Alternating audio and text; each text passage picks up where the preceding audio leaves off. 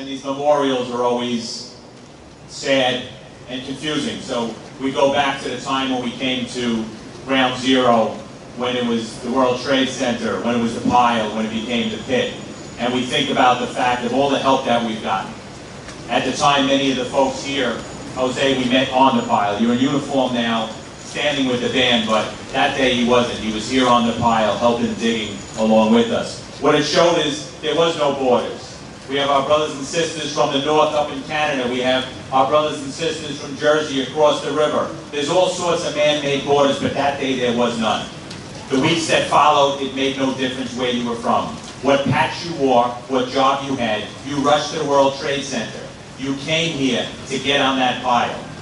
If you didn't get on the pile, you were actually mad, because we have to do something. We have to dig. We have to bring them home. Them were not just our fellow police officers. It was everyone. We wanted to bring mothers and fathers home, brothers and sisters home. We wanted to bring everyone home. And we tried our best to get that done. And I want to remind people of those days when we saw what New York City police officers were made of, when we rushed towards that pile. Regardless of what we were wearing, regardless of what we were doing, we were on duty, we were off duty, we rushed towards that pile. And the people stood back in awe. They said, look what these women and men will do for me, a person they don't know. Well, I remind people, those same folks wear that same uniform.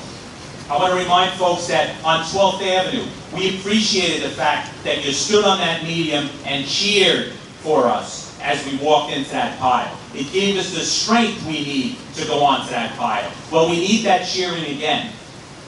When those that try to tear down what we do, I want to remind you of that day. I don't want to just remind you of those that we lost. I want to remind you of those that were there. I want to remind you that there's young men and women wearing the uniform today that weren't there, weren't born, that'll run there again.